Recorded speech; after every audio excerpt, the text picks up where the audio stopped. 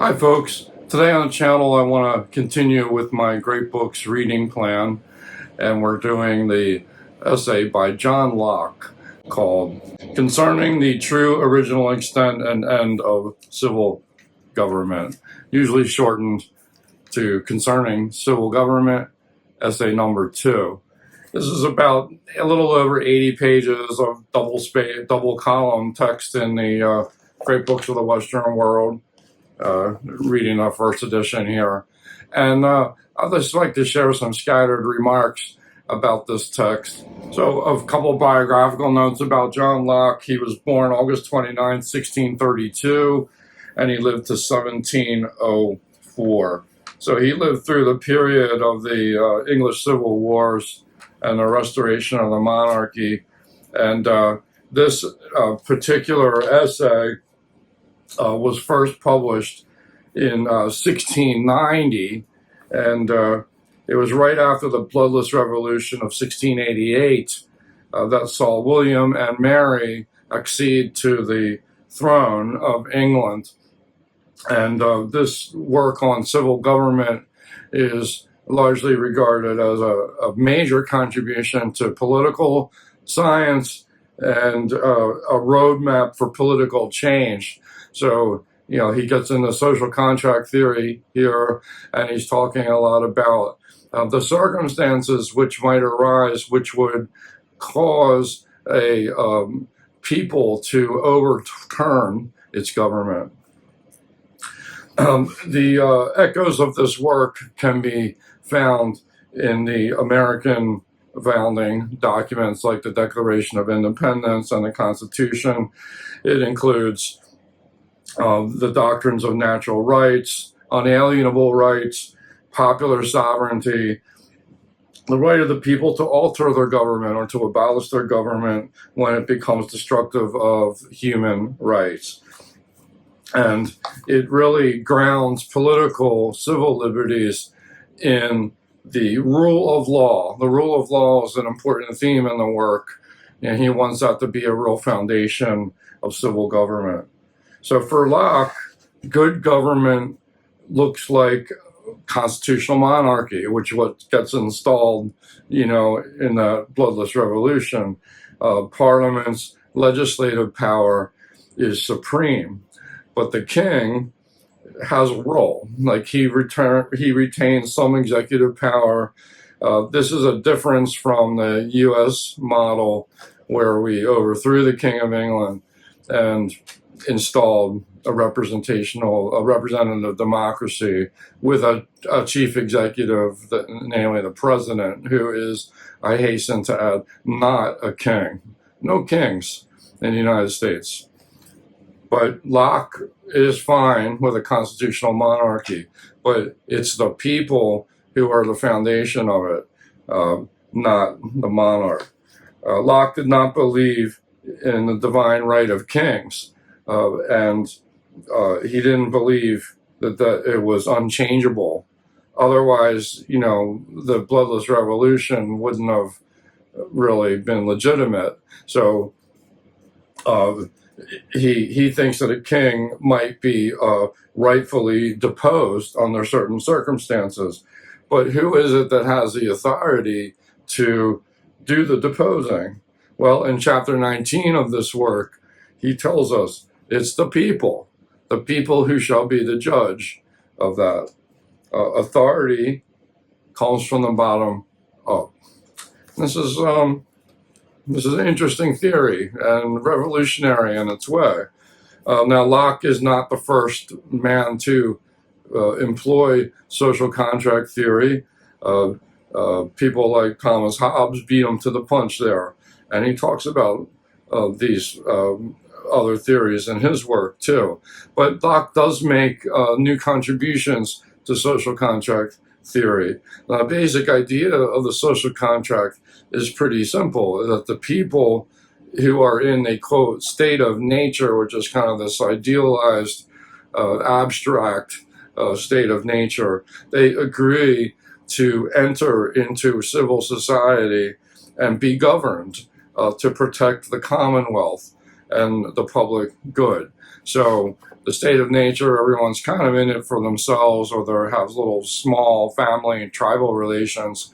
And then at a certain point, to try to protect their stuff, they enter into a contract and say, we will allow ourselves to be governed, and we agree to that.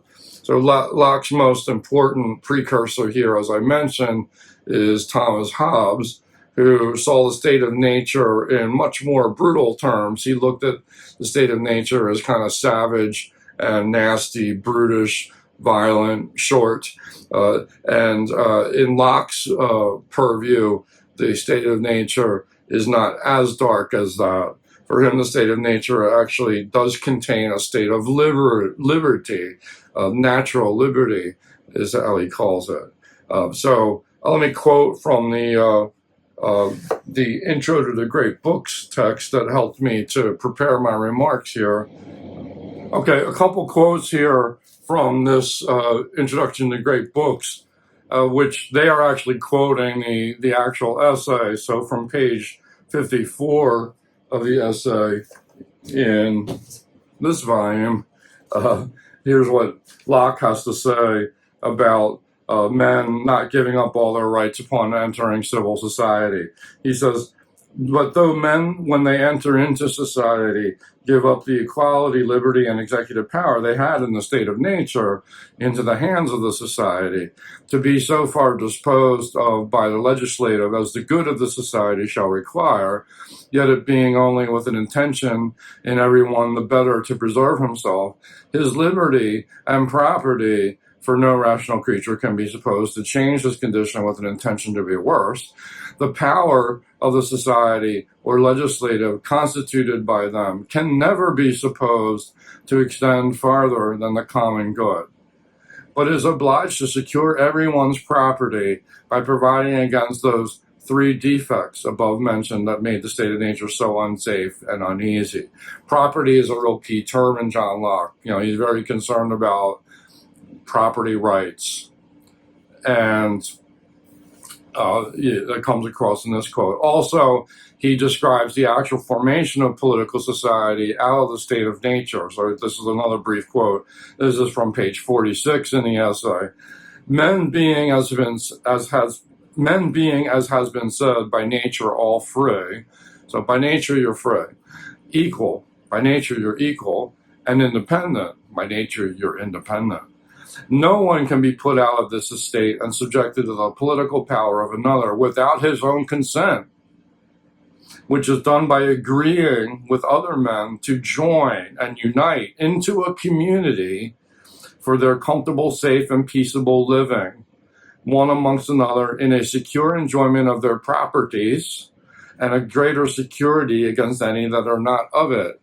So to protect our stuff, we enter into these agreements, we join, we unite into a community that's going to protect all our stuff.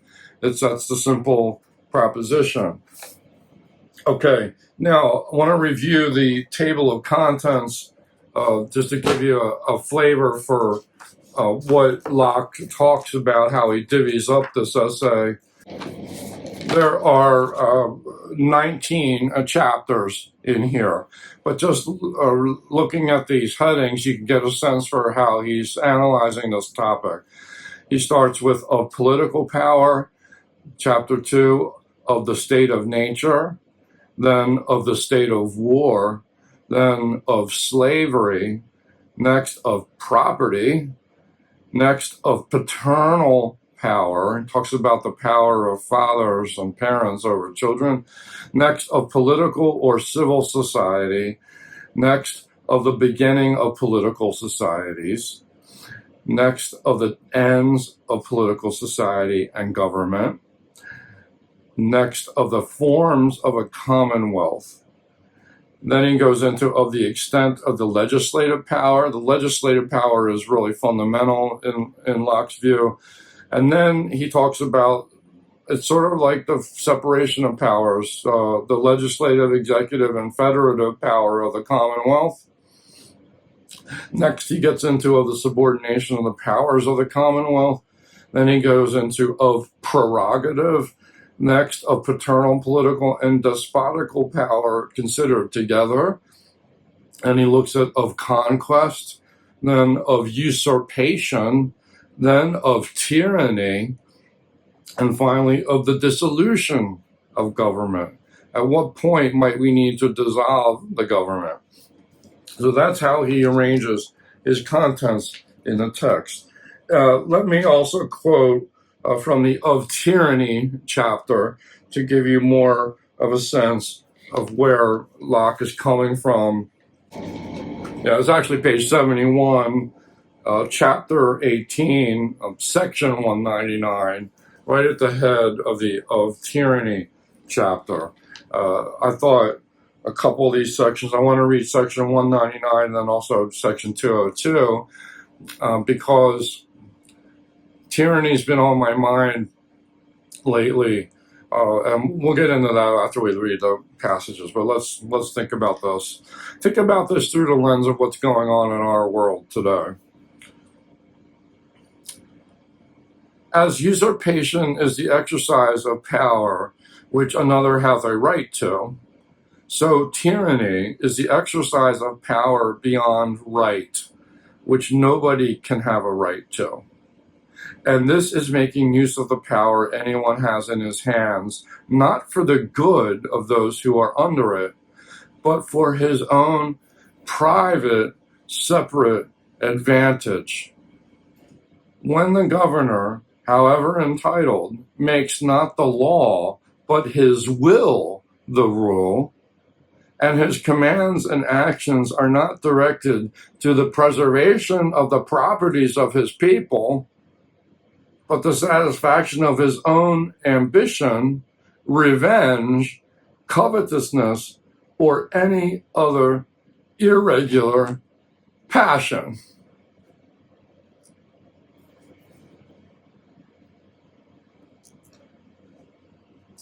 Okay, let's go on to section 202. Try this on for size. Maybe we'll read the whole section. It's a long paragraph, but let's see how it goes. I think this first sentence is kind of a quotable one. Wherever law ends, tyranny begins. If the law be transgressed to another's harm, and whosoever in authority exceeds the power given him by the law, and makes use of the force he has under his command to compass that upon the subject which the law allows not, ceases in that to be a magistrate, and acting without authority may be opposed, as any other man who by force invades the right of another. This is acknowledged in subordinate magistrates. He that hath authority to seize my person in the street may be opposed as a thief and a robber if he endeavors to break into my house to execute a writ, notwithstanding that I know he has such a warrant and such a legal authority as will empower him to arrest me abroad. And why this should not hold in the highest, as well as in the most inferior magistrate, I would gladly be informed. Is it reasonable that the eldest brother, because he has the greatest part of the father's estate, should thereby have a right to take away any of his younger brother's portions? Or that a rich man who possessed a whole country should from thence have a right to seize, when he pleased, the cottage and garden of his poor neighbor? The being rightfully possessed of great power and riches, exceedingly beyond the greatest part of the sons of Adam, is so far from being an excuse, much less a reason for rapine and oppression, which in damaging another without authority is, that it is a great aggravation of it. For exceeding the bounds of authority is no more a right in a great than a petty officer, no more justifiable in a king than a constable, but so much the worse in him as that he has more trust put in him, is supposed from the advantage of education and counselors to have better knowledge and less reason to do it, having already a greater share than the rest of his brethren. And then in section 203 asks this question: may the commands then of a prince be opposed? May he be resisted, as often as anyone shall find himself aggrieved, and but imagine he has not right done him. This will unhinge and overturn all polities, and instead of government and order, leave nothing but anarchy and confusion. That's the rhetorical question. To this, like section 204, to this I answer, that force is to be opposed to nothing but to unjust and unlawful force. Whoever makes any opposition in any other case draws on himself a just condemnation, both from God and man, and so no such danger or confusion will follow, as is often suggested. And then he lays out why that's the case. But the point is, it's only unjust and unlawful force that can rightfully be opposed. Okay? That's some comments by John Locke on tyranny. So just to wrap this up, I read this, my experience of reading of civil government, and this is the first John Locke I've actually read in any significant chunk. And some of it was very readable. Some of it was very familiar because, we've got taught some civics in school and you have some familiarity with the founding documents of American government. And, Thomas Jefferson did a great job of borrowing from John Locke a lot of the language for Declaration of Independence, a lot of the logic of that document owes a huge debt to John Locke. That talk of the state of nature and social contract theory, a lot of familiarity there. Some of his style, the long periodic sentences, is difficult. Some stretches of concerning civil government were a little dull, but on the whole, I felt like I was reading a really foundational document about political theory. Like, you have to encounter this stuff. You have to grapple with it. You have to think it through. So this is like really fundamental stuff. That was my takeaway. I also read it with a twinge of bittersweet nostalgia, maybe you would call it, or just maybe bittersweet, in the sense of, when I read these rationalists from the Age of Enlightenment, the Age of Reason, it's with a twinge of there's a bittersweetness there, because they are trying to use reason to make sense of the world and to justify things and to set up terms of government and the rule of law that are legitimate, that are sustainable, that are worth preserving, and that are something that we can hold on to in times of trouble, things that we can that anchor us, and that sort of center our whole social lives as citizens in democracies, in constitutional democracies, and constitutional monarchies. And I read it with a bittersweetness because I feel like the world that I live in isn't really that way anymore, if it ever was. What has become of the rule of law? Do we have an international rule of law anymore, let alone national rule of law? There are so many violations. There's been so much erosion over the many decades but I'm thinking more particularly of the last 10 years, that it's just profoundly disturbing that you're watching all this stuff that the West is known for, social contract theory, the Commonwealth, the common good, natural rights and liberties. It's just being torn asunder before our very eyes. And the people don't seem to be awake to be ready to realize that they have the power to change this. And if we're in a situation where I think a lot of people do recognize that we have the power to change things, and yet it seems so hard to change things, because for a lot of reasons I won't get into. But hopefully you catch the drift of what I'm saying is it's almost painful to read some of this stuff, because you feel like, here's where we should be in terms of setting up a civil society, civil government, and here's where we are. Here's how far we've fallen, and how do we rebalance that? Like, I don't know. Maybe if you have suggestions, you leave a comment. But anyway, that is just a few stray remarks about John Locke concerning civil government.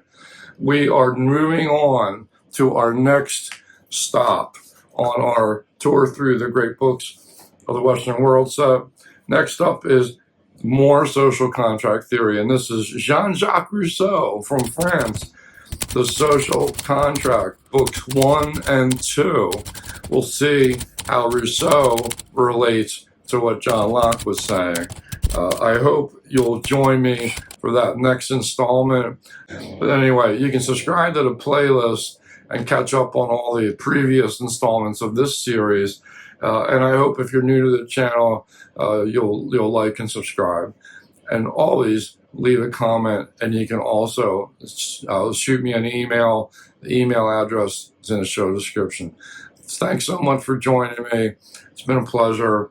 Don't be afraid of John Locke. He's more readable than you think, and this is really valuable stuff to consider. It kind of like returns you back to square. You sort of feel like, okay, now this is where all this comes from, and this is why so many of us feel violated by what's happening in our government today. Anyway, best to you all. Hope to see you again soon. Bye-bye.